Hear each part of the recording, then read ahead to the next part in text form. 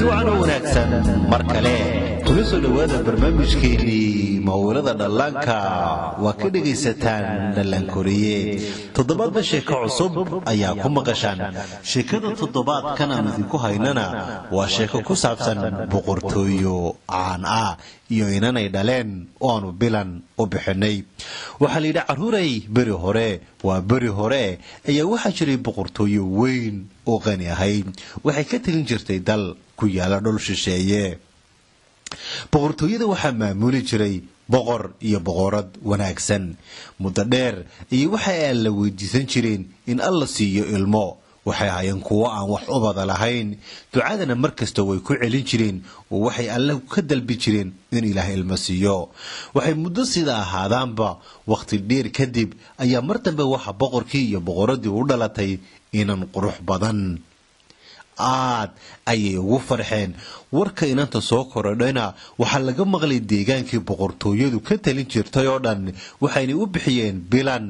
iyaduna waxa ay bishay deegaankii boqortooyadoo dhan warkeeduna waxa u gaadhay guud ahaan dhulkii ay boqortooyadu ka talin jirtay dadkii ayaa isugu soo ururay qasrigii boqortooyada waxayna u hambalyeynayeen boqorka iyo boqoradda balse maalmo kadib waxaa boqorka iyo boqoraddu go'aan ku gaadheen inay dadka boqortooyada ka taliyoo dhan casuumaan si ay ugu hambalyeeyaan uguna duceeyaan inantooda balse taasi waxay ahayd khalad weyn oo ay ka galeen nolosha dambe ee inantooda sheekada qaybteeda dambe ayaad carruuray ku ogaan doontaa waxaa u soo yimid dadkii oo dhan waxayna u soo labisteen sida balanbaalistoo kale qof kastana waa u ducaynayey midba wixii maskaxdiisa ka soo dhaca ayuu ugu ducaynayey waana loo hambalyeynayey boqorkii iyo boqoradduna aad ayay ugu faraxsanaayeen markii ugu dambaysay waxaa soo hadhay 3 qof ee ugu dambeeyey mid ka mid a oo sii baxayay ayaa ugu duceeyey oo yidhi waxaan kugu ducaynayaa inaad noqoto gabadha ugu qurux badan ee boqortooyadeenna soo martaa tii labaad ayaa ku tidhi waxaan kugu ducaynayaa inaad noqoto qof nolosheeda oo dhan faraxsan qosasha oo aan weligeed xumaan iyo murugo arag markii la soo gaadhay tii ugu dambaysay ee doonaysay inay u ducayso ayaa mar keliya qiiqa cagaarani soo dhex galay qasrigii dadkii oo dhan ayaa argagaxay qiiqina waa uu sii fiday boqorkii iyo boqoradiina wadnaha ayay gacanta saareen mar keliyana waxaa qiiqii dhexdiisii ka soo mudhyidhi oo ka soo dhex booday wax ka cajabiyey gabadh madow oo waran sidata si argagaxdana u labisan markiina shakiba kama gelina waxaa la gartay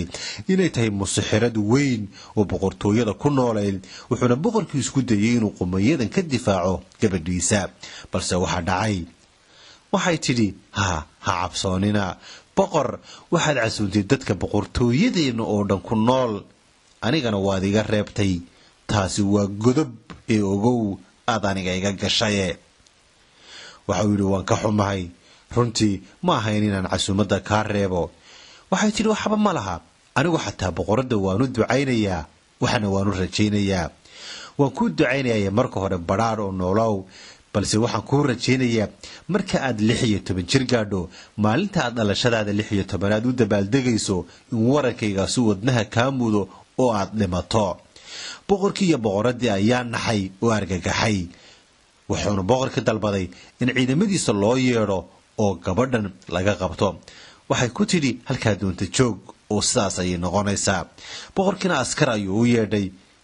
balse waxay ahayd musixirad awood badane intay dhulka ku tuurtay ay mar keliya qiiqa isku qarisay oo ay baxsatay qofkii ugu dambeeyey ee dadka si ducaynaya ayaa u yimi waxay ku tidhi waan ka xumahay oo habaarka qumayada musixiradda anigu ma badbaadin karo oo iskama ka hortaagi karo balse waxaan kuugu ducaynayaa maalinta ay taasu timaado in aanad dhiman ee aad seexato kadibna aad soo toosto markii noloshaada ilaah kuu soo diro qof wanaagsan oo ku badbaadsha boqorkii waxa uu go'aan ku gaadhay in waran kasta bir kastoo wax mudi karta iyo wax kasta oo af leh oo boqortooyada hareeraheeda yaalla la gubo si aanay haba yaraatee wax u yeeleeya loo helin boqoradda bilan sanadada ayaa isbedelayay noloshuna way soconaysay waqtiguna wuu korayay ayaana way la tallaabsanaysay oo marba marka ka dambaysa ayay koraysay waxayna ahayd gabadh bilan oo qurux badan waxay saameyn ku yeelatay boqortooyadoodoo dhan magaca bilanna waxau gaadhay boqortooyadii ay ka talin jireen aabbaheed iyo hooyadeed waxaa loo sameeyey dad ilaaliya oo nolosheedu dhan daba socda la shaqeeya dhammaanna waxaa laga tirtiray boqortooyada ay ku nooleed wixii waxa yeeli karayay balse maanta ayaa la soo gaadhay da'dii 16 jirnimada aad ayay bilan u faraxsan tahay balse farxaddan lama dareemayaan ehelkeeda aabbaheed iyo hooyadeed murugo weyn ayaa ka muuqda oo waxay ka baqayaan in habaarkii qumayada ee inantooda habaartay uu maanta ku soo baxo wadnaha ayay farta ku hayaan dhaqdhaqaaq kasta oo ay bilan samaynayso ayay isha ku hayaan dadkuna si naxdin leh ayay ugu hambalyeynayaan dhalashadeeda 16aad ay maanta u dabaaldegayso xataa askar ayaa la daba dhigay waxaa la ilaalinayaa wax kasta oo dabadda yaala mar keliya ayaa gidaaray maraysay albaab huruuda yeeshay oo furmay weligeed albaabkan kuma arag qasriga boqortooyadooda ee intay taabatay ayay hara u gashay waxayna sii dharaacday iftiin aad dahab moodo hara ayay u socotay waxay gidaarka ka aragtay islaan madow oo taayir riixaysa oo ku ciyaaraysa weligeed qofkan iyo qolkan toona kuma arag boqortooyadooda hara ayay u sii socotay balse ay wejigeeda u eegto qofkay tahay iyadoo aan arkayna oo hara u socotana waxa gacanteeda ka muday waran ay musixiradii dhigatay agteeda markii uu sidaa u taabtayna markiiba boqoradii bilan inta ay suuxday ayay dhacday oo hurdo gashay musixiradina islaanta iska dhigaysanayntii mar kaliya soo jeesatay ayay wejigeedii dhabtahayd la soo baxday oo ay tidhi habaarkaygu ma baaqdo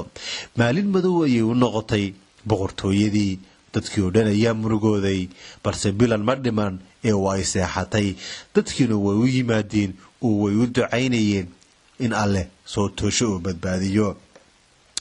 argagixii iyo naxdintii ka dhacay boqortooyada dhammaan dadkii ka shaqayn jiray oo dhan ayaa suuxay oo iyaguna qof waliba halkii u taagnaa ayaa ku dhacay dhammaan shaqaalihii boqortooyada ee boqorka iyo boqoradda u shaqaynayay ilaaliyaashii ayaa mid walba meel ku suuxay oo gidaar ku dhacay dadkoo dhanna way murugoodeen xataa xayawaankii soo booqday ee boqortooyada ku dhex noola ayaa suuxay oo naxdintii la dhacay boqorkii iyo boqoradii dhalena iyaga xataa laftigoodu waa ay seexdeen oo way dhaceen si xumadda ay uga yaraato ayaa sidatan waxa ugu duceeyey dadkii u iman jiray ee boqortooyada ay maamuli jirtay oo kuwo wanaagsani ay ku jireen sanado fara badan ayaa isbedelay warka boqortooyada ku dhacayna waxa uu gaadhay adduunka oo dhan boqor ayaa maqlay dhalinyaro ah oo meel fog ka talin jiray waxa ku dhacay boqortooyada maalin ayaa uu soo safray balse uu uga war keeno marka uu soo gaadhay gurigii boqortooyada ayuu ka degay faraskiisii waxa uu yidhi waxaan eegayaa bal waxa boqortooyadan ku dhacay ee laga sheegayo inta uu seeftiisa la soo baxay ayaa uu burburiyey dhirtii ku baxday wadooyinka oo ahaa runtii kuwa xidhmay maadaama sanado fara badan boqortooyadu ahay to murugaysan oo dadkii ku noolaayoo dhan ay wada suuxeen kadinka markuu yimi ayuu arkay ilaaladii boqortooyada oo suuxsan oo mid waliba gidaarku ku dhacay sidiisa u fadhiyo gudaha markuu soo galana waa wargagaxay wuxuu arkay dad iyo bahal wixii boqortooyada ku noolaa oo dhan oo suuxsan oo jiifa hare ayaa u soo socday boqorkii iyo boqoradii dhalay ayuu arkay bilan oo iyaguna kursigay ku fadhiyeen ku suuxday hare waxa uu soo dhaafay oo waxa uu soo galay qolkii ay bilan iyana jiiftay waa uu ka naxay wuxuuna moodayay malaha inay dhimatay waa uu isa soo agtaagay waxau yidhi qurux badnidee nolosha layskuma quudhayo wanaagga ma adiga ayay ku habaartay musixiraddu oo ay ku quudhi weyday inaad quruxdan adduunka la joogto gacanta ayaa ka taabtay madaxa ayaanu ka dhunkaday mar keliyana waxaa dhacay wax mucjiso ah oo bilan ayaa indhaha kala qaaday dadkii oo dhanna mar keliya ayay la tooseen xataa xayawaankii suuxay ayaa toosay boqorkii iyo boqoradda ayaa soo cararay waxaynay arkeen inantoodii uu la taagan boqor qurux badan aad ayay u farxeen boqoradiina aad ayay u faraxday waxay tii ducadii dadka wanaagsan ayaana loo aqbalay boqorkuna waxau ku yidhi haddaa ii ogolaataan inantiina ayaan jeclaan lahaa inaan guursado intay is eegeen hooyadii iyo aabbihii dhalay ayaa la siiyey bilan waxaanay halkaa ku galeen nolol badhaara oo qurux badan tan iyo maantana haddaysan bilan iyo boqorkii dhiman waxay ku nool yihiin boqortooyadii quruxda badnayd ee badhaadhaha ahayd sheekada tan carruuray waxaad ka baratay in aadanaha nolosha uu leeyihiin kuwa xun iyo kuwa san kuwa wanaagaaga jecel iyo kuwa necab intaba